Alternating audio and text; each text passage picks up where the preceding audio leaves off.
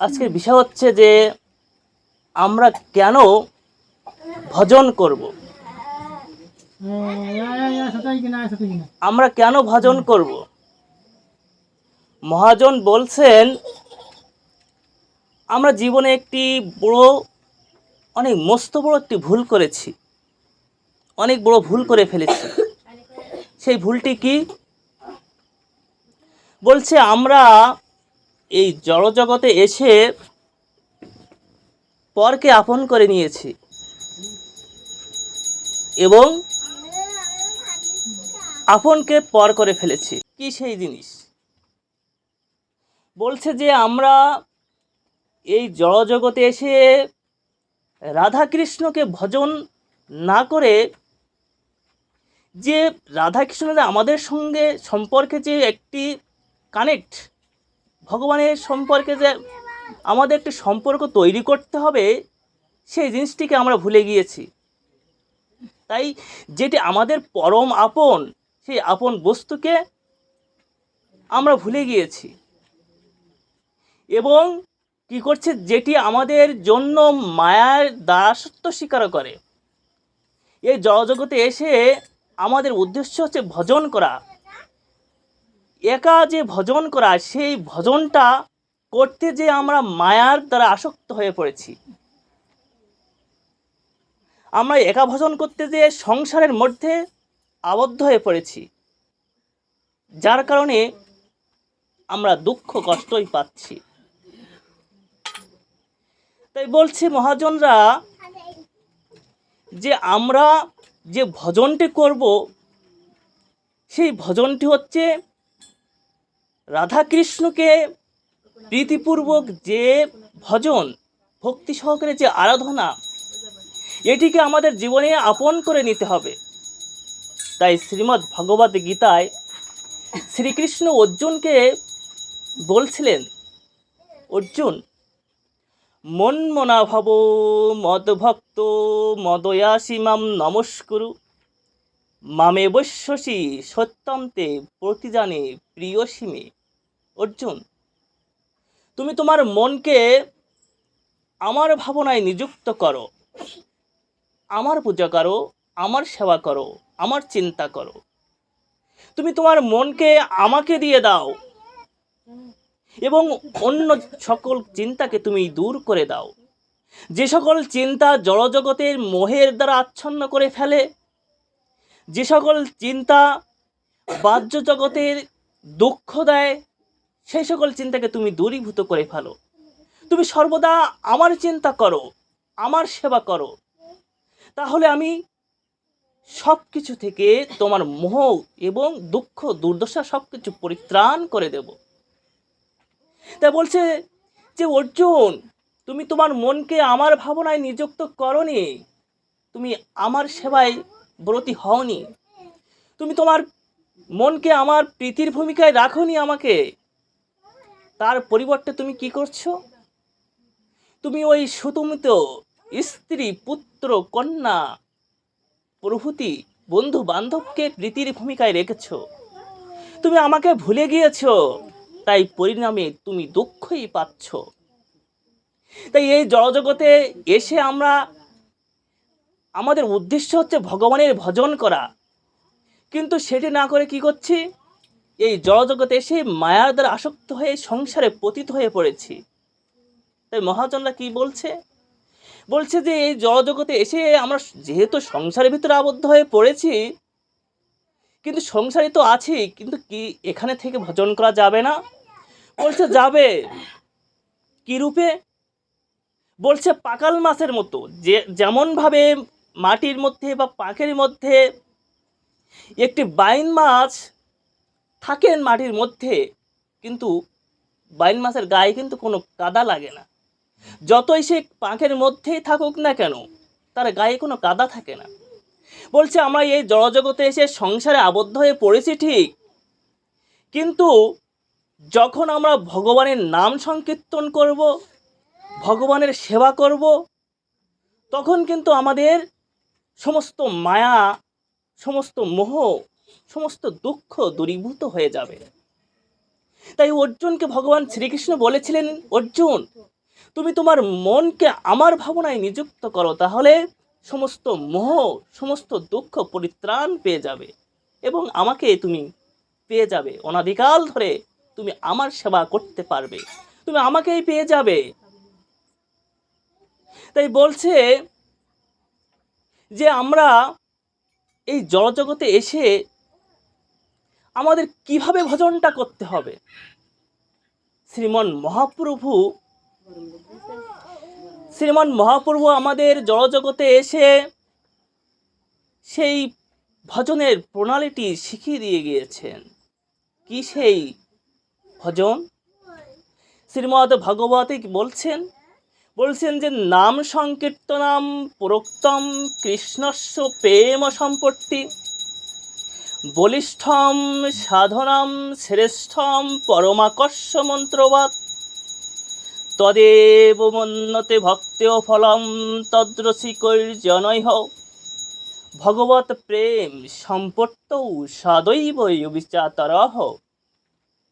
বলছে ভাগবত যে নাম সংকীর্তন ভগবান শ্রীকৃষ্ণের প্রেম ও পরম সম্পত্তি ও বলিষ্ঠ সম্পদ। বলছে নাম সংকীর্তন কলিযুগের মানুষের প্রেম ও সম্পদ এবং বলিষ্ঠ সাধন। এই বলিষ্ঠ সাধনের উপরে অন্য কোনো সাধন নাই। কলিকালের মানুষ এতই স্বল্পায়ু এবং এতটা হতাশাগ্রস্ত, দুঃখ জর্জরিত, এতটাই ভরা যে এই স্বল্পায়ুর মধ্যে মানুষ কিভাবে পরিত্রাণ পেতে পারে, ভগবানের চরণবৃন্দে কিভাবে আশ্রয় গ্রহণ করতে পারে। তাই বলছে যে অন্যান্য যুগে, সত্য যুগে, দাপর যুগে, ত্রেতা যুগে অন্যান্য ভজন ছিল, কিন্তু কলিকালের যে স্বল্প আয়ুতে কিভাবে পরিত্রাণ পেতে পারে সেই জন্য শ্রীমন মহাপ্রভু হরিনাম সংকীর্তন দিয়ে গিয়েছেন। অল্প সময়ের মধ্যে এই ভজন সাধন করে মানুষ সহজে পরিত্রাণ পেতে পারে। তাই বলছে যে এই নাম সংকীর্তন কোনো ব্যভিচার হয় না। ভক্তি সহকারে এই নাম সংকীর্তন করলে ভগবানকে অতি সহজে ভক্তির মাধ্যমে ভগবানকে পাওয়া যায়। তাই বলছে যে এই নাম সংকীর্তন দুই প্রকার। বলছে যে এই নাম সংকীর্তন শ্রী করতালের মাধ্যমে, উচ্চস্বরে নিত্য কীর্তনের মাধ্যমে যে সংকীর্তন করা হয়, এই সংকীর্তনেই ভক্ত নিজে শুদ্ধ হন এবং অন্যান্য ভক্তদের শুদ্ধ করে দেন। এবং অন্য একটি মাধ্যমে হরিনাম সংকীর্তন করা হয়, সেটি হচ্ছে জপের মাধ্যমে। যা নিজে জপ করেন তারা নিজের হিতের জন্য শুদ্ধ হয়ে থাকেন। তাই বলছে যে এই হরিনাম সংকীর্তন এই কলিযুগের মহা সম্পদ, অতি বলিষ্ঠতম সম্পদ এবং কলিযুগের একটি যুগধর্ম এই হরিনাম সংকীর্তন। তাই বলছে যে অর্জুন, তুমি তোমার মনকে আমার ভাবনায় নিযুক্ত করো, আমার সেবা করলে তুমি আমাকেই পাবে। বলছে যে এই হরিনাম সংকীর্তন করতে করতে তোমার চিত্ত শুদ্ধ হতে শুরু করবে এবং যখন তোমার চিত্ত শুদ্ধ হয়ে যাবে তখন তুমি আমাকে প্রাপ্ত হবে, আমাকে জানবে। তাই শ্রীমন মহাপ্রভু শিক্ষাষ্টকে কি বলেছিলেন? তিনি বলেছিলেন যে হে জীব, কৃষ্ণ নামের মধুরিমায় এতটাই সুউচ্চ, এতটাই মাধুর্যতা, হরিনামে না ডুবলেই কখনো হৃদয়ঙ্গম করা যায় না। কি সেই নামের মাধুর্যতা! বলছেন যে শ্রীমন মহাপ্রভু তিনি স্বয়ং ভগবান হয়েও সেই নামে নিমজ্জিত হয়ে পড়েছিলেন। তিনি মনুষ্যকে শিক্ষা দিয়েছেন যে কিভাবে হরিনাম সংকীর্তন করতে হয়, সেই শিক্ষাটি তিনি দিয়েছেন। তাই শিক্ষা অষ্টকে তিনি কি করছেন? যে তিনি বলছেন, নয়নাম গলদাশ্রুধারায়া বদনাম গদগদ রুদ্ধয়া গিরা পুলকই নিচিতম বপুহ কদা তব নাম গ্রহণে ভবিষ্যতি। বলছে নামের এতটাই মাধুর্যতা যে তিনি বলছেন নয়নাম গলদাশ্রুধারায়া, বলছেন হে ভগবান, আমার এমন দিন কবে হবে যেদিন তোমার নাম গ্রহণে বিগলিত ওই অশ্রুধারায় আমার এ নয়ন পরিব্যাপ্ত হবে। এমন দিন কবে হবে যেদিন তোমার নাম গ্রহণে আমার নয়ন পরিব্যাপ্ত হবে বদন গদগদ রুদ্ধস্বর বাক্যে এবং দেহ পুলক নিচয়ে লোমহর্ষক হবে। এমন দিন কবে হবে? বলছে তিনি নামের মাধুর্যতায় এতটাই ডুবে গিয়েছেন যে তার লোমহর্ষক হচ্ছে, নামের মাধুর্যতায় এতটা নিমজ্জিত। বলছেন নাম করতে করতে তার বদন রুদ্ধস্বার হয়ে যাচ্ছে, তার নয়ন দিয়ে অশ্রুপাত হচ্ছে। তিনি এতটাই তার দেহ প্রকম্পিত হচ্ছে যে জগন্নাথের নাম পর্যন্ত তিনি উচ্চারণ করতে পারছে না, বদন গদগদ রুদ্ধস্বার হচ্ছে, বেঁধে যাচ্ছে। বলছে জগন্নাথ আর ঠিকভাবে তিনি উচ্চারণ করতে পারছে না, সেই নামে এতটা নিমজ্জিত হয়ে পড়েছেন, তিনি জগ করছেন। শ্রীমন মহাপ্রভু তিনি এগুলো কেন করছেন? বলছে আমি যদি এই জিনিসটা না শিক্ষা দেই, এই মনুষ্য কখনো নামের মাধুর্যতা হৃদয়ঙ্গম করতে পারবে না। তাই সমস্ত ভক্তদের তিনি এভাবেই শিক্ষা দিয়েছেন শ্রীমন মহাপ্রভু। তাই কলিকালের মনুষ্যদের, স্বল্প আয়ু মনুষ্যদের উদ্ধারের জন্য তিনি হরিনাম সংকীর্তন প্রদান করেছেন। তাই বলছেন যে এটি হচ্ছে মনুষ্য জীবনের কলিহত জীবের সঠিক ভজন। এই ভজন ছাড়া কলিকালের মানুষ উদ্ধার হওয়ার অন্য কোনো উপায়ন্তর নাই।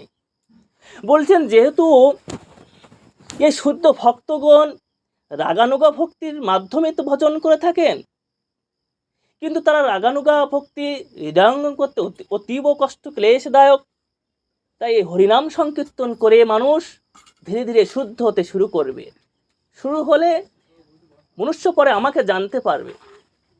তাই বলছেন যে ব্রজেন্দ্র নন্দন কৃষ্ণ, যশোদা নন্দন কৃষ্ণের ভজন করতে হবে। তা বলছেন যে ব্রজে প্রসিদ্ধম নমনিত চৌরম গোপাঙ্গনানম চ দুকুল চৌরম অনেক জন্মার্জিত পাপ চৌরম চৌরাগ্রগণ্যম পুরুষম নমামি।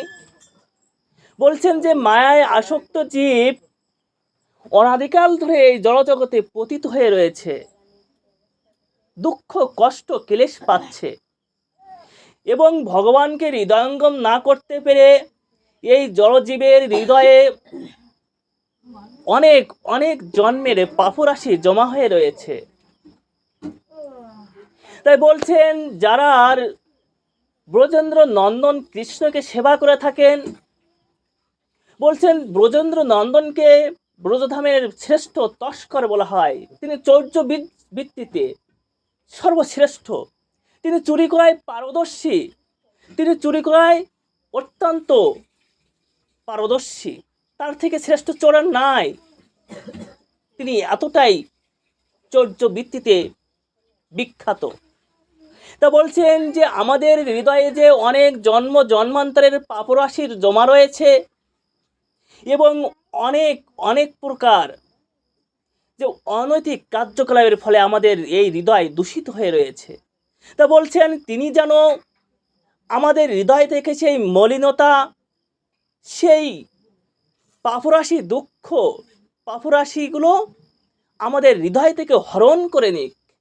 যেরূপে তিনি ব্রজধামের প্রতিটা ব্রজবাসীদের গৃহ থেকে নমনীত চুরি করতেন, গোপীদের বস্ত্র হরণ করতেন, ঠিক সেই রূপ আমাদের হৃদয় থেকে সমস্ত পাপরাশি দূরীভূত করে দেও এবং আমাদের হৃদয়ে শুদ্ধ ভক্তি রোপণ করুক। তা বলছে আমরা যে হরিনাম সংকীর্তন করি, এই হরিনাম সংকীর্তন হচ্ছে ভক্তির ফল। হরিনাম সংকীর্তন না করলে কখনো ভক্তি পায় না, ভক্তি আসে না। আর এই ভক্তির প্রাণটা কি? এই ভক্তির প্রাণটা হচ্ছে উদ্দীপনা। আপনি যতদিন পর্যন্ত না ভগবান শ্রীকৃষ্ণকে পাওয়ার জন্য উদ্দীপনা, উচ্চাঙ্ক্ষা যতদিন পর্যন্ত না করবেন, ততদিন পর্যন্ত ভগবান শ্রীকৃষ্ণ আপনার প্রতি সদয় হবেন না। তাই বলছেন, ব্রজে প্রসিদ্ধ সেই বালক, কাদের হৃদয় থেকে মলিনতা, কাদের হৃদয় থেকে পাপরাশি দূরীভূত করেন, যা নিরন্তর ভগবান শ্রীকৃষ্ণের নাম গুণকীর্তন করেন, চিন্তন করেন, তাদের মন থেকে সমস্ত মলিনতা, সমস্ত পাপরাশি হরণ করে নেন।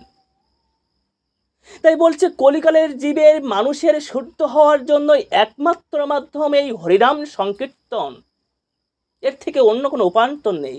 তাই নববিধা ভক্তি রয়েছে, সর্বনাম কীর্তনাম। নববিধা ভক্তির মধ্যে এই হরিনাম সংকীর্তন হচ্ছে সর্বশ্রেষ্ঠ মাধ্যম, এই ছাড়া অন্য কোনো উপান্তর নেই। হরিদাস ঠাকুরও সেই কথাই বলেছেন, যারা নিরন্তর হরিনাম সংকীর্তন করেন এবং অন্যদেরকে হরিনাম সংকীর্তন শ্রবণ করান, তারা হচ্ছে সর্বশ্রেষ্ঠ ভক্ত, এর থেকে অন্য কোনো ভক্তর আর প্রাধান্যতা নাই। তাই বলছেন যে আমরা কোনো বস্তু পাওয়ার জন্য যে উচ্চাকাঙ্ক্ষা বা আকাঙ্ক্ষা করি, এটি হচ্ছে আমাদের পাওয়ার জন্য আকাঙ্ক্ষা। বলছে আমরা কোনো বস্তু পাওয়ার জন্য যে উদ্গীর্ণতা হই, আকাঙ্ক্ষা করি যে এটা আমরা যেন পেয়ে যাই, কিন্তু কোনো কিছু না চেয়ে যদি পেয়ে যাই তার প্রতি কোনো ইন্টারেস্ট থাকে না।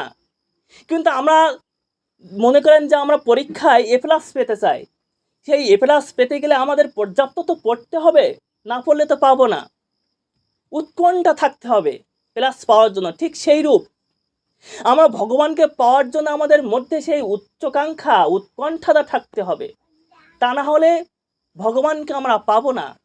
তাই এই উৎকণ্ঠাটা হচ্ছে ভগবানের মানে ভক্তির প্রাণ, সাধুর প্রাণ। সাধু ব্যক্তি এই উচ্চাকাঙ্ক্ষা বা উৎকণ্ঠা না থাকলে কখনোই ভগবানকে পাবে না, ভগবান আপনার প্রতি সদয় হবেন না, ধরা দেবেন না। তাই বলছেন যে ভগবান শ্রীকৃষ্ণ তাদের কাছে ধরা দেন যা শুদ্ধ সহকারে ভক্তি সাধন করে থাকেন এবং ভগবানকে পাওয়ার জন্য উৎকণ্ঠা বোধ করেন, সর্বক্ষণ ব্যস্ত থাকেন। তাই বলছে যশোদানন্দন কৃষ্ণ, ভগবান শ্রীকৃষ্ণ যশোদামতির প্রতি এতটাই মাতৃ বাৎসল্য প্রেম দেখিয়েছিলেন যে মাতৃ বাৎসল্য প্রেম অন্য কোথাও পাওয়া যায় না, একমাত্র যশোদামতির মধ্যে সেই প্রেমটা ছিল। যশোদামতি বলেছিলেন, হে কৃষ্ণ, কৃষ্ণ আমার একান্ত আমার পুত্র, সে আমার মাতৃদুগ্ধ খেয়ে লালিত পালিত হচ্ছে, তার সুস্বাস্থ্য কামনার দায়িত্ব আমার, তাকে শাসন করার দায়িত্ব আমার। বলছেন কৃষ্ণ তুমি একান্ত আমার। তাই ভগবান শ্রীকৃষ্ণকে যে নিজের করে নেন, যে শ্রীকৃষ্ণকে আপন করে নেন, কৃষ্ণ তারই হয়ে যায়। কিন্তু লক্ষ্মীদেবী বলছেন, হে কৃষ্ণ তুমি একার আমার হতে পারো না, তুমি একা আমার নও, তুমি এই জড়জগতের বা এই বিশ্ব ব্রহ্মাণ্ডের তুমি সমস্ত ভক্তের, সমস্ত প্রাণীর, তুমি সমস্ত প্রাণীর মধ্যে রয়েছো, তাই তোমাকে আমি একা দাবি করতে পারি না,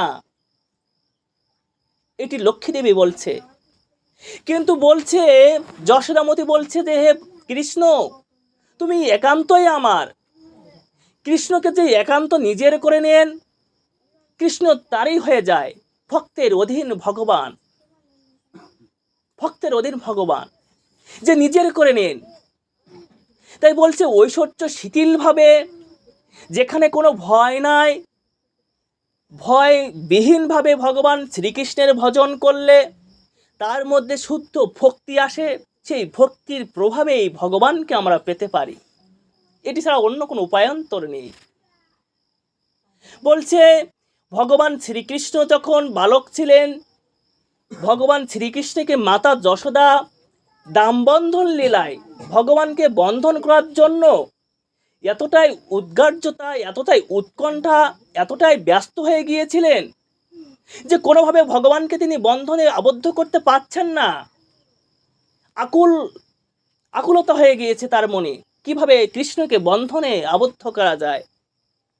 তাই ভগবান শ্রীকৃষ্ণ দেখছেন যে আমার ভক্ত, আমার মাতা কেমনভাবে, কতটুকু সময়ে, কতটা উৎকণ্ঠার সহিত আমাকে বন্ধনে আবদ্ধ করতে পারে। এটি ভগবানও পরীক্ষা করে থাকেন। ভগবানের জন্য ভক্ত কতটা আকুলভাবে ভগবানকে ডাকতে পারে, ভগবান এটি দেখেন। যখন সেই উৎকণ্ঠা সর্বশ্রেষ্ঠ পর্যায়ে পৌঁছিয়ে যায়, তখন ভগবান ভক্তকে ধরা দিয়ে থাকেন। তাই বলছে যখন মাতা যশোদার যে আকাঙ্ক্ষা, উচ্চাকাঙ্ক্ষা, উৎকণ্ঠা এতটাই সুউচ্চ পর্যায়ে পৌঁছে গিয়েছে যে ভগবান তখন নিজেকে আর ধরে রাখতে পারেননি। ভগবান তখন মাতা যশোদার দামবন্ধনে ধরা দিলেন। তিনি বন্ধনে আবদ্ধ হয়ে ধরা দিয়েছেন মাতা যশোদার কাছে। ঠিক সেই রূপ বলছেন ভগবান, যে সকল ভক্তরা আমাকে অধস্তন ভাবে এবং ভক্ত উদ্ধস্তন ভাবে নিজেকে, আমি তাদের হয়ে যাই। ঠিক তেমনই মাতা যশোদা করেছিলেন। মাতা যশোদা বলেছিলেন, কৃষ্ণ একান্তই আমার, তাকে শাসন করার দায়িত্ব আমার, তার ভালো মন্দ দেখার দায়িত্ব আমার, অন্য কারো নয়। যে সকল ভক্তরা ভগবান শ্রীকৃষ্ণকে অধস্তন ভাবেন এবং নিজেকে ঊর্ধ্বতন ভাবেন, ভগবান তার বশীভূত হয়ে যান। নন্দরাজও সেই কাজটি করেছিলেন। বলেছিলেন যে কৃষ্ণ একান্ত আমার পুত্র, হে কৃষ্ণ, ও হে পুত্র, তুমি আমার পাদুকাটাতে নিয়ে এসো। ভগবান শ্রীকৃষ্ণ কি করছেন? পিতার পাদুকাটা মাথায় নিয়ে এসেছেন, এসে বলছেন, ও হে পিতা, এই নাও তোমার পাদুকা। বলছেন যে এ কেমন ভগবান, যে ভগবান পিতার পাদুকা মাথায় করে নিয়ে আসে? কেমন ভগবান? বলছেন ভক্তের অধীন ভগবান। ভগবান তাদেরকে ধরা দেন যারা শুদ্ধ ভক্তি সহকারে ভগবানের সেবা অর্চনা করে থাকেন। ভগবান তাদেরকে ধরা দেন নিরহংকারী ভাবে।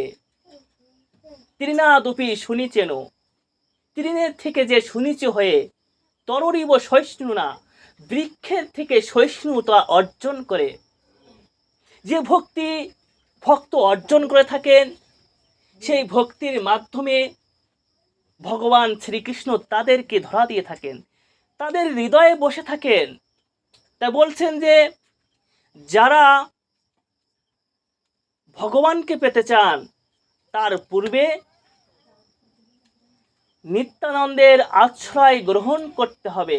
শ্রীমান মহাপ্রভুকে পেতে হলে এবং রাধা কৃষ্ণকে পেতে হলে নিত্যানন্দের আশ্রয়, নিত্যানন্দের কৃপা না পেলে ভগবানকে কখনোই হৃদয়ঙ্গম করা যাবে না, ভগবানকে পাওয়া যাবে না। বলছেন ওই ব্রজেন্দ্র নন্দন কৃষ্ণ, যশোদানন্দন কৃষ্ণ, রাধা কৃষ্ণের পদসেবা করতে গেলে নিত্যানন্দের আশ্রয়বিহীন বৃন্দাবনের সেই নন্দনন্দন কৃষ্ণ শ্রীমতী রাধারানীকে কখনো পাওয়া যাবে না। নিত্যানন্দের চরণতল এতটাই সুশীতল, শত সহস্র কোটি চন্দ্রের থেকেও সুশীতল।